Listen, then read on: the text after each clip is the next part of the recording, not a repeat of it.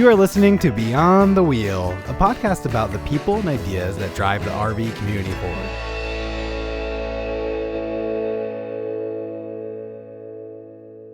Looking to get out there and stay out there? Battleborn Batteries lithium-ion batteries are here to power your RV, marine, and off-grid adventures. Designed as an easy drop-in replacement for traditional lead-acid batteries, these reliable solutions have 2 to 3 times the power, charge 5 times faster, are a fifth of the weight, and last 10 times longer. Offered in a variety of models in unique sizes and shapes, ranging from 50 amp hour to a robust 270 amp hour, and backed by a 10-year warranty. Battleborn batteries are built to fit your needs and power your experiences. On the road, on the water, and off the grid, reliable power is here. Check them out at battlebornbatteries.com. Get ready for a very educational show as we have Brett from Hughes Autoformers joining us to talk about the importance of surge protectors and autoformers, and more importantly, how they differ from one another. You'll also get a sneak peek of a new product that Hughes Autoformers is working on. So sit back, relax, and let's get this episode started. Hi, Brett. Welcome to the show. Can you tell us a little bit about your role at Hughes Autoformers? Yeah, hi guys. Thanks for having me. My name is Brett Thomas. I am the general manager of Hughes Autoformers. I started in the very beginning of 2019, so right before COVID, and we were a small company there. We only had a few products compared to what we have now. So definitely a lot of things have changed in the 6 years since then. But basically, that's when I started. I'm the general manager, so wearing many hats in that role. Customer service, I am on the phones, answering emails. Sales, I do a lot more with the business to business side of things. There are others here that do the business to consumer. And then I do work with new product development, or obviously if there's an issue, we resolve that with our vendors. So in the thick and thin with things. And if I can't answer it, then we got problems. So you're definitely very hands-on in the everyday process, it sounds like. Yes. Yeah. No, we're here. We're Monday through Friday, 8 to 5 Pacific time, which obviously helps a lot of times. Being in California, a lot of our users, they're maybe in East Coast, so they can give us a call up till like 7 p.m. their time, and it's 4 p.m. our time. So that does help out as well. Yeah, that's fantastic. Can you give us just a quick overview of Hughes Autoformers and, how did the company get started? And what does the company actually produce? Right. So Robert Hughes was an avid RVer, obviously the namesake of the company. He was the original founder. So he was an avid RVer, went around and realized that low voltage was a common problem for RVers in RV parks. He set out to create the Hughes Autoformer, which is essentially a voltage booster, a transformer inside of a box. And that's what he did. He got a patent in 2000. I don't know originally when he started selling them, but I'm assuming it was probably a couple years before 2000, before he got the patent. And that's what started the company. It's changed hands over the years. The designs, products have, adapted and changed over the years, but cumulatively, we have over 25 years of experience. So we're not a company that's, just been around since COVID or just before. Again, 2000 was when he originally got that patent, and then several years before then. And then, basically we have our voltage booster. That's what started us out. And around 2017 is when we came out with our own brand of surge protectors, RV surge protectors. That's the Power Watchdog brand. I got to ask now, it's probably a good time. So an autoformer is just a voltage booster. And then the surge protector, does that also have the autoformer built in, or what are the differences? Good question. So the autoformer is a little misnomer, because actually in electronics there is something that is an autoformer, which means it has one winding. We went with autoformers as in it's a voltage booster that auto boosts voltage. In other words, it has a bypass mode, so a 2% gain if you don't need that boost, and then a 10% gain automatically if it detects the voltage is low. So that's what the Hughes Autoformer is. It's a voltage booster with basically 2 settings of boost, but that's the primary function of our autoformer. Again, is a a voltage booster. Some of the units, they did have surge protection as an additional feature, or they had the display board, the lights on the front as an additional feature, but the nuts and bolts why you're buying it is to boost low voltage. Our Power Watchdog surge protectors, the nuts and bolts of it is an RV surge protector. The additional features would be Bluetooth connectivity, and now with our newest version, Bluetooth and Wi-Fi. And then some of those, depending on the model, could shut off power, the EPO function, but none of them had the voltage boosting because it requires that big transformer inside. Do you feel a lot of people sleep on the importance of an autoformer? I have had the Hughes Autoformer since 2017, and I feel I don't see a lot of them being used often while I'm out at the campgrounds, and feel as if low voltage is just as dangerous as high voltage. You're absolutely correct. I believe there's a couple of reasons. One is that before the Power Watchdogs, before really newer devices, you didn't have the knowledge, the real-time knowledge of what your voltage is. There's a lot of actual factors. Before RVs weren't so electronic and didn't need the power, right? So people didn't care back in the day. Now, as RVs are much more electronic heavy, using the power, and then now we actually have devices that can show you what the power is, the voltage is with our Watchdog or other devices. Now the curtain's been lifted. So now you see what your voltage is. So again, ignorance was bliss. You didn't know that you were getting low voltage, and your AC unit didn't last very long. You just didn't know why. Now you can see I'm getting low voltage. So you need a voltage booster. That's one thing. Again, you just didn't know you had low voltage because you had no way of seeing what your voltage was incoming.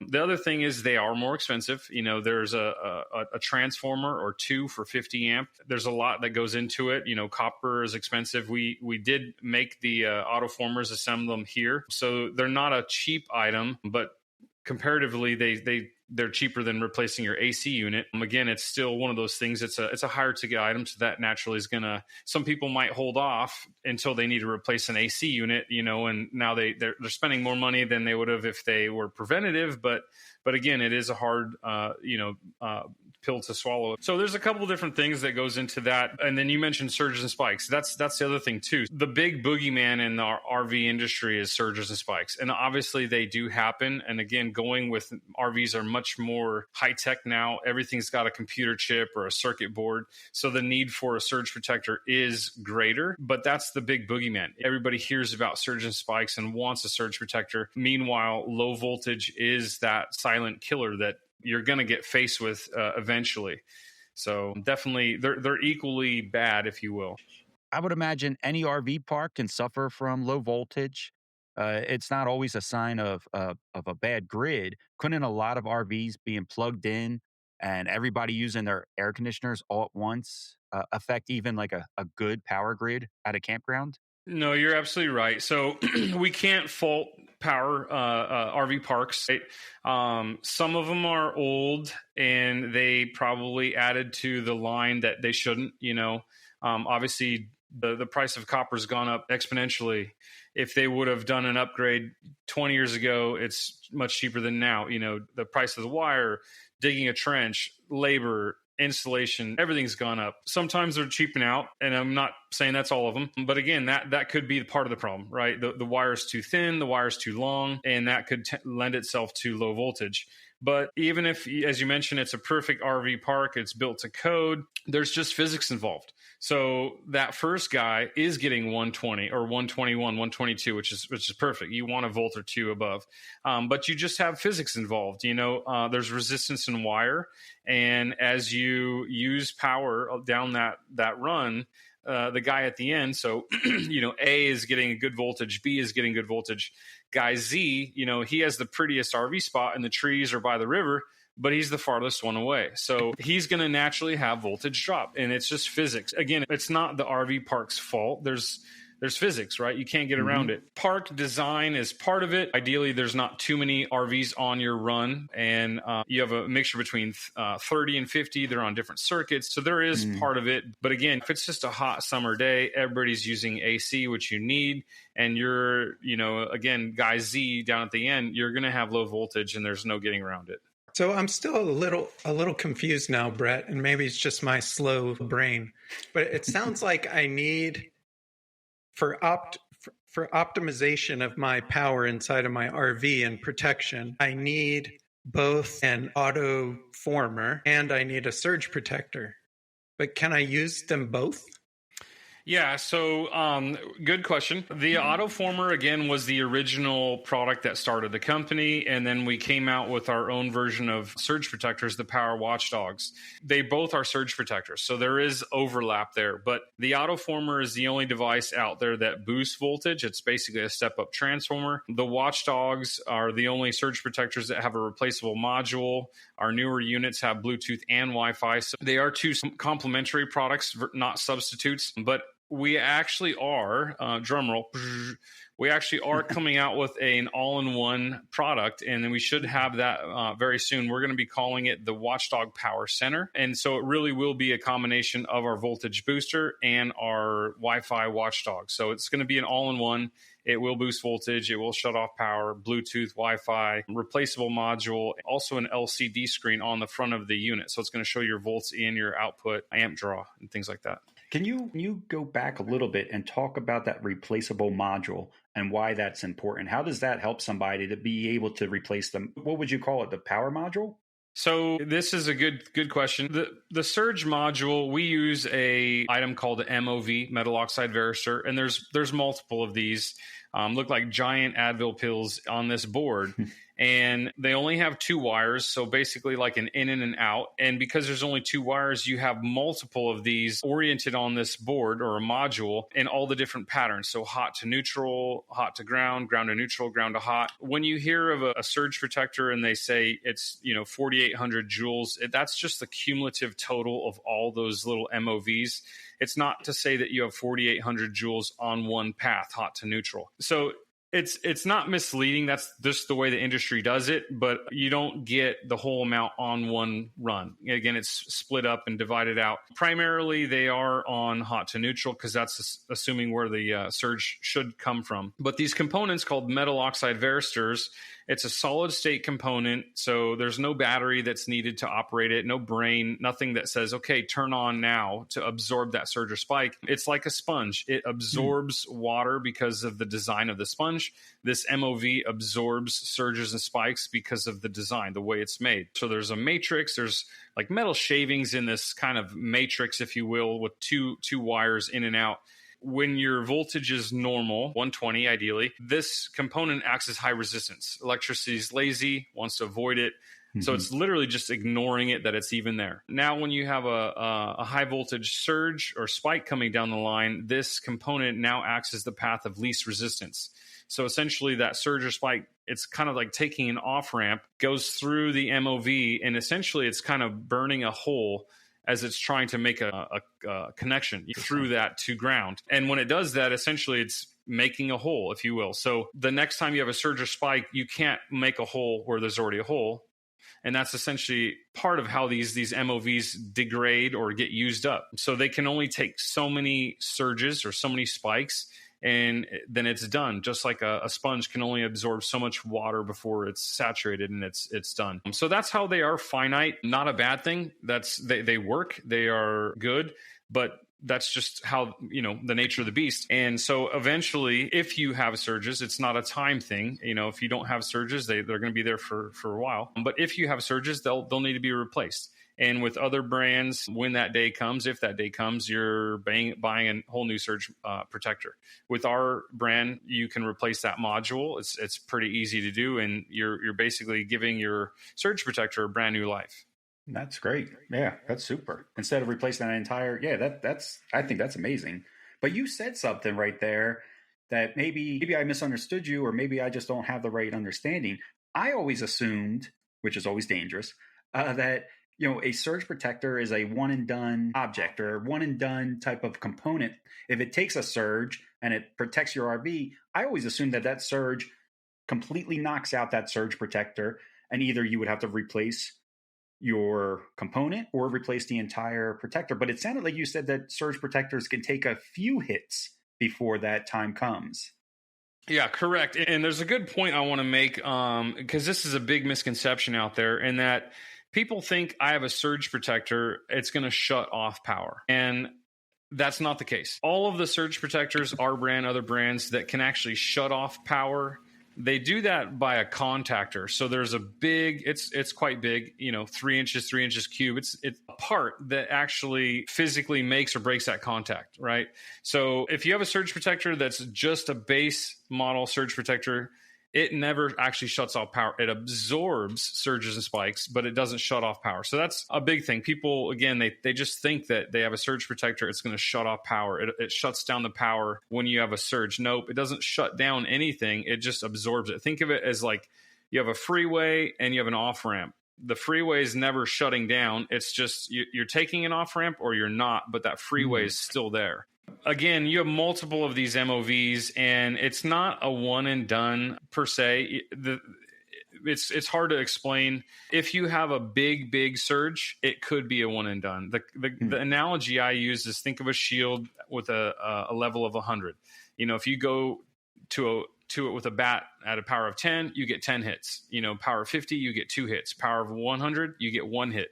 If you go with a power of 200, well, now 100 is taken away and 100 went into your RV. So unfortunately, because it doesn't shut down power, if you have a big enough surge, yes, it can go past the surge protection module and into your RV. No getting around it. That's how they all are. That's the nature of the beast. They're only as good as they possibly can be, but that's basically how they work. So I have another question here. I know I'm barely letting Sean talk, but I wanted to know if a surge protector that takes enough hits, is there a way to know that the surge protector is all used up and not working anymore? Yes. So the good thing is most brands, but I know specifically on ours, if the surge module is used up, you will get an alert. So E9 is our error code on our units, or there's a little light that says your surge module is used up. So you will be aware that your surge protection is gone. But the other good thing of that is that the other features still work. So the Bluetooth should still work. The Wi-Fi should still work if you have a Wi-Fi version. The shutdown for high or low voltage should still work. Even if you use up your surge module, you still want to keep it plugged in because it's still going to give you real-time volts, watts, amps, all this other features and benefits. It's just assumed that if your surge module is used up, you don't have surge protection. And so you would want to get that module replaced as quickly as possible, but it's not gonna make something bad because the surge, it can't harm you. It's just, again, that surge module is used up. Okay. I think about differences like lightning strike or versus like just a small surge coming from, I don't know, the power station or something. Would that make a difference in the using up or not using up the modules? Yeah. So industrial equipment and buildings, there are lightning arresters, there are lightning surge protectors. They're built differently. So ours is definitely not a lightning surge protector. But this is just kind of food for thought. I mean, our joule rating is up there, typically towards the higher end, which is a level of protection, how many joules of energy over time it can take, but it's in the thousands range, right? A typical lightning strike is 1 billion to 10 billion joules. It's just not in the same book, right?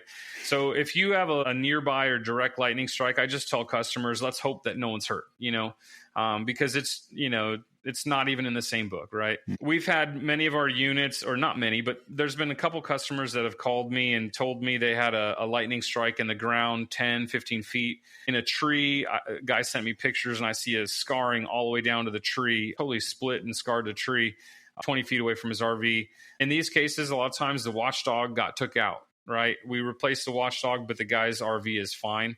So You do want surge protection, again, no matter what. But if you're talking about lightning, it's not really in the same book as I keep mentioning. It's just so much more powerful. The best thing is if there is a storm coming and you know that there's a high chance of lightning in and around your area, you really probably want to disconnect your RV, go to battery or inverter or your own generator for a while, be disconnected from the grid until that passes. Because if you do have a surge protector, you're kind of rolling the dice. Where's that lightning strike going to be? And is my surge protector going to be enough? You kind of want to err on the more cautious side.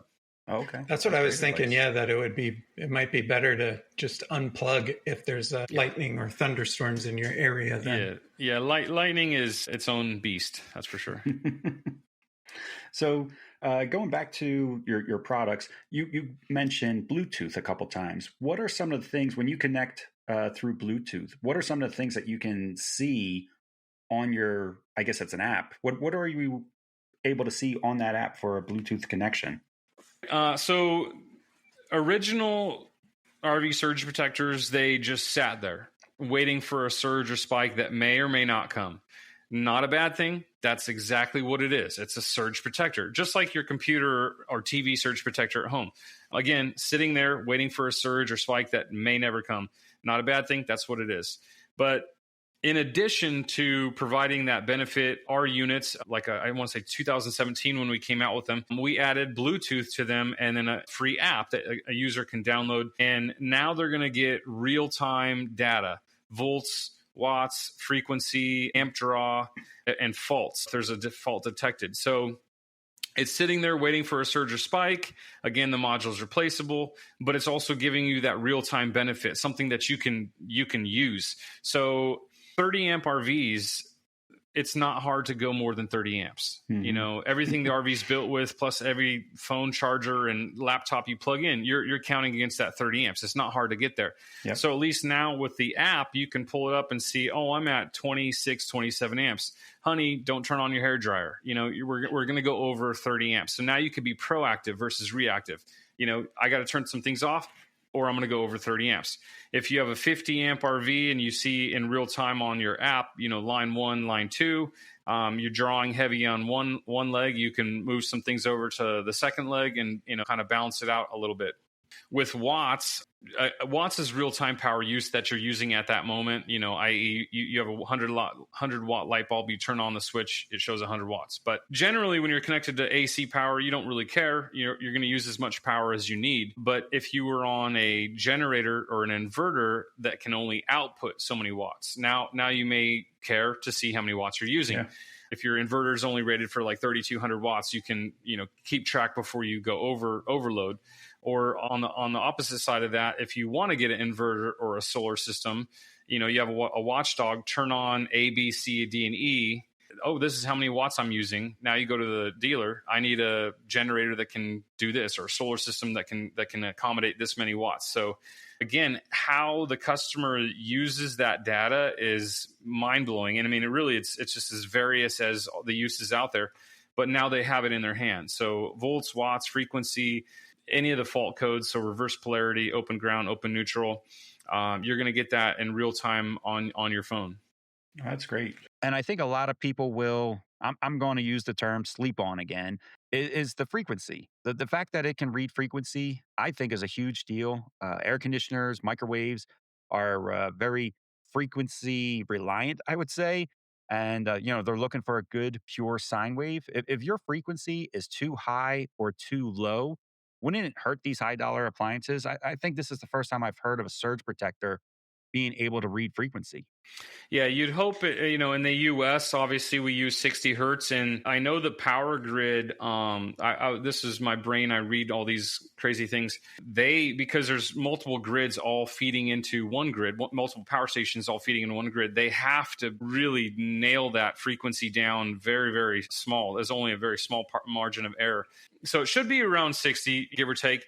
But if you had a generator or an inverter or something that wasn't serviced, you know, maybe your frequency can be off. And then, yes, a lot of times more on older appliances, more older electronics, but they would use the frequency to keep time. So like some old analog clocks, they actually counted the frequency of the 60 hertz to keep time. Nowadays, it's a little bit less so on things, but you definitely don't want bad frequency, and especially if it was like a generator or something like that you could even see, oh, my generator needs to be serviced because your frequency's starting to lag there. Well, that's what's happened to me in the past. I had a bad generator. It was putting out poor frequency. It actually destroyed my air conditioner and my microwave within about a year. But if I had the Watchdog with the Bluetooth, I would have known. I would have been able to see that, hey, the frequency's wrong. Would it come up and give me an alert? Is that something that it does as well? Would it say, hey, voltage is out? Yeah, I forget what our parameter is. I think so 60, again, is really what you want. I think most of the time it's like 59.9 in the US, something like that. I think it has like a 2 hertz difference. So I think if it's like above 62 or below 58, something like that, it will send you an alert. Yeah, that's great.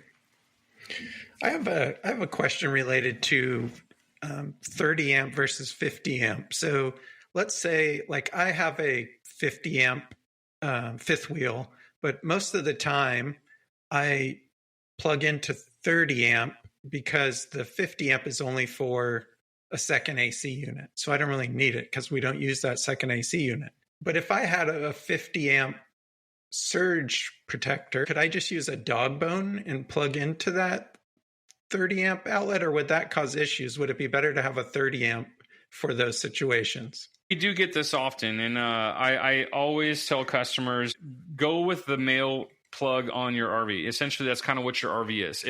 If your RV is 50, you need a 50 amp surge protector. If your RV is 30, you need a 30 amp surge protector. Use adapters wherever else. A big misconception is that the adapter reduces things or takes things away or gives you more. And that's not the case. I mean, if you had X-ray vision and you were looking into the wires of a 30 to 50 adapter, you're going to see that the neutral wire just goes straight through. The ground wire just goes straight through. It's literally you're adding a piece of wire from A to B. On a 30 amp source to a 50 amp female connector that you're plugging your 50 amp RV in, all they're doing is just jumping a little tiny wire on the 50 amp output. So the two hots are bridged together like a letter Y. Your RV, a surge protector, it sees, I see voltage on both legs. It doesn't know that it's coming from a single source. So the magic actually happens in the adapters themselves. And if your RV has that extra line, it's 50 amp, but it's terminated and it doesn't go anywhere in your RV, you don't really know that. So I would just say, let's assume, I mean, if it's capped off, it's capped off and it's not going anywhere, but still use your 50 amp unit, because if you're mismatching your RV, well, then you still need an adapter, which costs more money, at least one, on either end. And you don't want to be hamstrung by your own equipment too. So if your RV's 50, you don't want to be having the power go through a 30 amp surge protector because it's only rated for 30. Then you're limiting yourself. So always match your RV. You can use adapters wherever else. That's fine. You're really always limited by the lowest number. So if it's a 15 to 50, you can't draw more than 15 amps. I'm glad you said that's a common question because I almost felt like an idiot asking it. But no, we do get it. We do get it quite a bit. So I'm glad you did ask that. Yeah, I'm being educated over here. This is great so far. You would mention that you're coming out with a new product, that it's going to be an all-in-one system. Products like that are updated or improved over time, those changes, are they customer feedback that you guys get? Is it just tech innovation? Things are just improving over time? How do you guys decide like what the next product needs to be?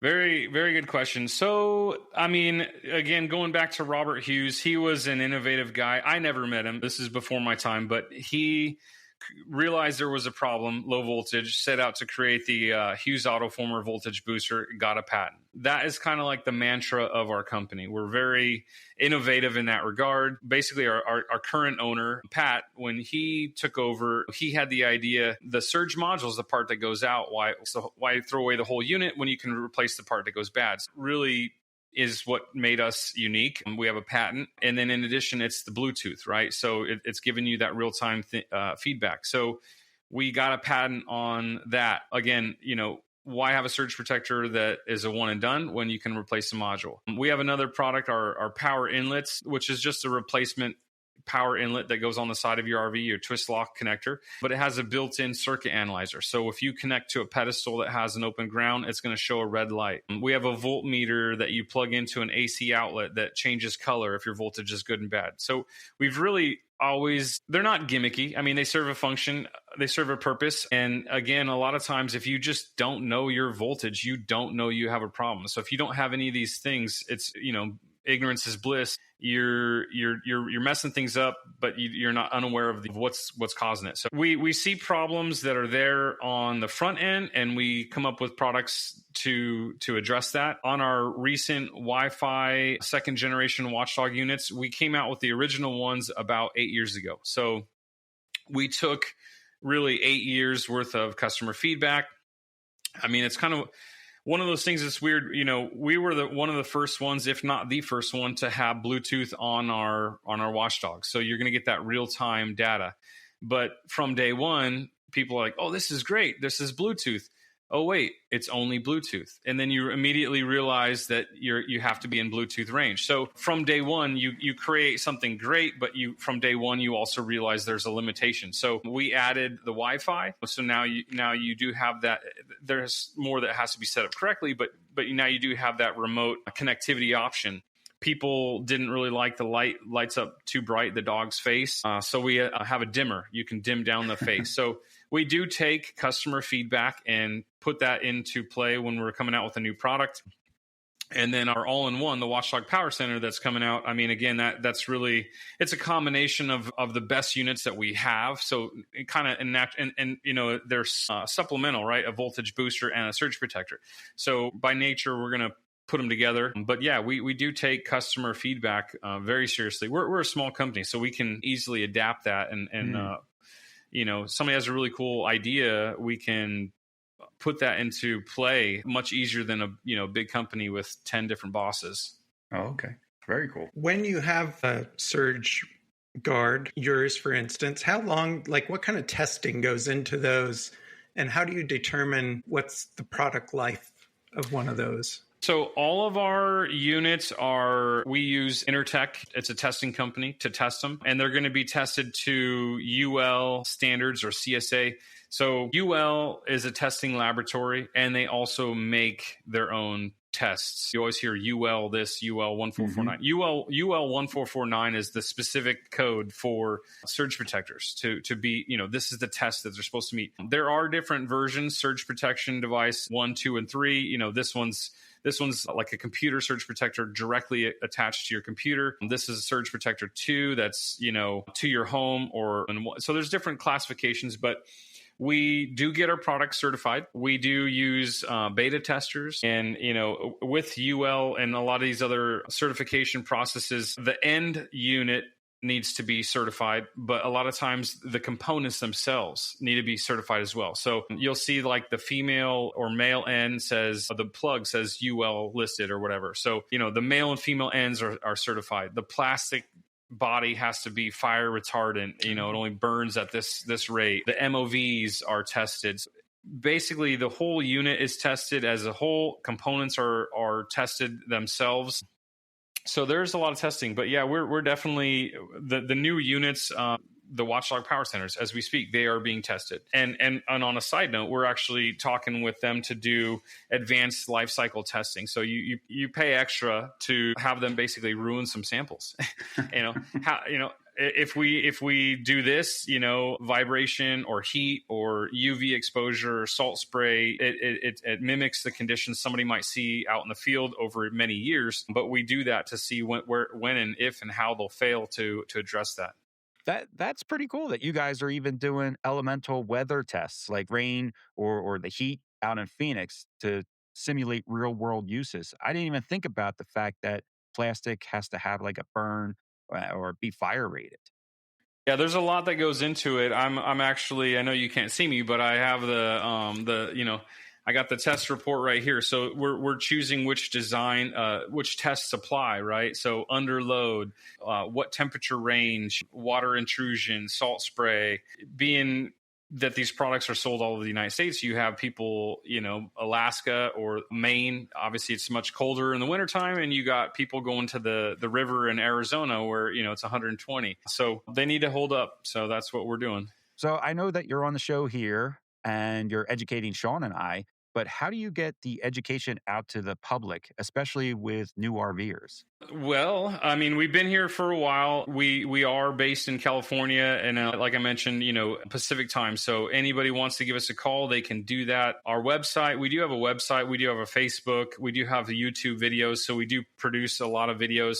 We're trying to do more. We're going to have a new website revamp coming up soon, hopefully easier to navigate, much more information that's there. We work with a national sales rep group. I do trade shows, so mostly business to business, but I do business to consumer. I just did an event out in Hemet for an owners group, Frog Own. I think they're Alpha. So we do as much as we can. Dealers can reach out and we can do training over Zoom, so they can at least train their sales reps and techs in the dealer shops. So we try to do as much as we possibly can. Where can people find your products? So we have our own website, HughesAutoformers.com. That will actually be changing in the near future, but definitely support your local dealer. When I first started, we really just sold the voltage booster, and the surge protectors were just brand new, and not many dealers knew of us. Since then, we've really grown like a weed in a good way. And now I would say 80% of the dealers that we hear about, 80 to 90%, they do carry us, or at least they've heard of us. So there's a good chance that your local dealer will carry us. I know like Lazy Days and Camping World carries us. So your local dealer, obviously our own website as well. That's basically where you can find us. That's great that you're in such a wide area, so that some people aren't comfortable with doing stuff online and would rather touch and feel the product before they actually purchase it. So it's always good when companies have their products at the local level, I guess. And then do you guys also do like the Tampa show and Hershey show? Or are you guys out kind of showing off the products at like live venues? We do, again, a lot of business to business trade shows, but even the business to consumer, we do as many as we can. You guys probably know they're everywhere and every week. We're still a small company, so we try to do as many as we can, but we do work with Dorima Group, our national sales reps. And so between us, we've basically supported a local dealer. Hey, we'll buy the booth, or so help go in half on the booth. That way they can at least be there. They sell our product. We'll send them hats, stickers, stuff, so they can, give those out. Whatever we can do, we really try to support the dealers and ultimately the end consumer in that regard. And as far as marketing is concerned, do you guys use YouTube, Facebook, radio commercials? What have you found works best? So we've done a lot, just as a business, right? You need to see what works on the ROI. Mm-hmm. We try it once, and if it doesn't work, then we move on. We did partner with, you mentioned, I think it was before the show you're taping, but you did mention the RV Geeks, so we supported the RVers, the show. We're supporting RV There Yet. We are doing those things. We're doing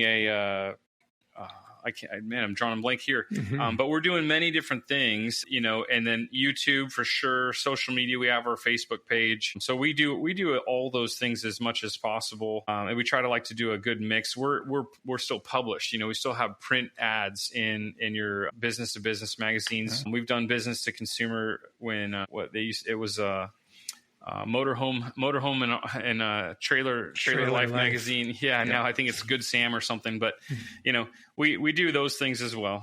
So you're using a lot of different methods, and you mentioned John and Peter from the RV Geeks. They're actually how I first found out about Hughes Autoformers, and I believe in the companies that they endorse. So I purchased an Autoformer from you guys, and I've loved it these last 8 years. Yeah, we actually did have them come into our warehouse when we were at our old location. So we've had to expand since then, which is always a good problem. It was nice to meet them, and they were good guys to work with. So I had an experience early on when I first started RVing. Like Kenny said earlier, you don't know what you need necessarily, and we had a power surge, and it cost us about $3,000 or $4,000, I think, to fix the damage that was done. So I always tell that to people when they're new to RVing, or if I see them without some type of surge protector, I always use that to convince them, or try to convince them anyway.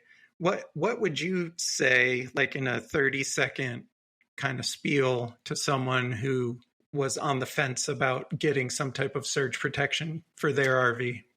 Kind of what I mentioned, RVs a long time ago didn't need them. Really, everything was just so straightforward, right? Analog, you didn't need them. Everything nowadays has a chip on there, a circuit board, and that's really what a surge protector protects against. It's a surge or spike's not going to melt your short cable. It just happens too fast. That wire's too thick. If you have a really thin wire on a circuit board, some of those wires and traces are microscopic inside the chip itself. That is what is going to get damaged by that surge or spike. A little tiny, it's probably half a penny resistor or transistor, capacitor. Those small, fine, intricate things go out. Maybe your AC units or your microwave's not broken, but maybe it doesn't operate like it should. Those are what's going to be protected from a surge protector. So you really do want a surge protector. And then again, at least with ours, it's going to give you that real-time data. So you're getting the benefit of all those data specs in your hand. We're just about at the end of the episode here, but before we let you go, I wanted to make sure that we gave a shout out to Joshua Shahan from RV Gear and FAR. He listened to the episode where we were looking for a surge protector company to come on, and he was able to virtually connect us with you, and we wanted to make sure that we thanked him again here on the air. Well, Brett, that's all of our questions. But before you go, is there anything you wanted to add to the conversation? Yeah, it was my pleasure again. And then thank you, Joshua, as well. The one thing that I really want to educate customers on, and this is just a common misconception. Again, one was I mentioned earlier, the surge module shuts you down, and that's just not the case. But the second one is burnt ends. People have a melted short cable, male or female end, and they go, I have a surge protector. How come it didn't protect me? I had a surge come down the line. It melted this. And how come it didn't protect me? The one thing I like to, if you kind of explain it, it illuminates it. It makes complete sense. So the definition of a spike, and this is if you look it up, is high voltage, but the duration is 1 to 2 nanoseconds. So I think that's a millionth of a second. It's just extremely fast. The definition of a surge is the same thing, just anything longer than 2 nanoseconds. But any way you're cutting it up, you're still generally talking about a fraction of a second. Okay, so it's just a blink of an eye, there and gone. You can have, because again, we're talking about the male or female end of your short cable. So it's 30 amp, 10 gauge wire, or 50 amp, 6 gauge wire. You can have 1,000 volts going through that in that 1 or 2 nanoseconds, 4 nanoseconds. It just happens too fast. It does not have the time to heat up the metal, heat up the plastic, and melt it. When people have a melted end, again, you can have that without a surge protector. It's a slow process. It's half an hour at minimum, generally, or hours on end. And unfortunately, it could be a combination of a lot of different factors. If somebody just does not plug in the male and female end enough, and there's a bad connection, there's arcing.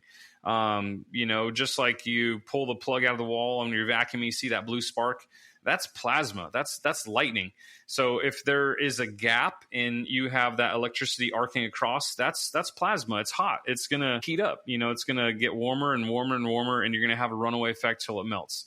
If the park's giving you low voltage, or again, if you just physics, you're the guy at the very end and you're getting low voltage, your amp draw usually goes up to compensate. As you draw more amps, there's more electrons going through the wire. They bump into each other. They get hotter. You have a runaway effect till something melts.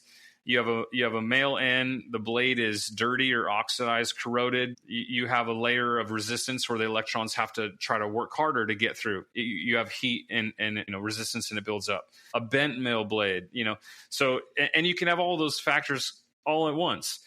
So again, melted ends. Most of the time, there's always a chance it could be a defective unit. I'm not saying that's not possible, but most of the time, melted end is usually a loose connection, a bad connection somewhere, and it's a slow process. It takes, half an hour to hour or more, just getting hotter and hotter and hotter. So definitely not a surge. And if you do see if the male or female end is melted or starting to melt, you do want to replace that, because it's probably going to just keep getting worse and worse. Something's not right. Obviously, it's a point of high resistance. Something's not clean, and it's just going to get hotter and hotter. You may get a couple uses out of it, but it's probably something that you want to replace. I bet a lot of that burnout issue is a poor connection from cord to power post. I've probably stayed at, over 1,000 campgrounds. And it's so rare that I can get a good solid connection because of the outlet is down low on the power post, and the ridge of the box kind of prevents me from being able to always plug in and make that solid connection. Yeah, you want it tight and secure. I mean, electrons don't have a brain. So if you have good metal to metal contact, they're going to flow down the wire just like they should. You have a point of high resistance, whether it's different pieces, different types of metal, different connections. That point of high resistance is where it's going to start overheating. Yeah. Well, we really want to thank you for this very educational episode. I hope the listeners take away from this just how important a surge protector is, as well as the Hughes Autoformer.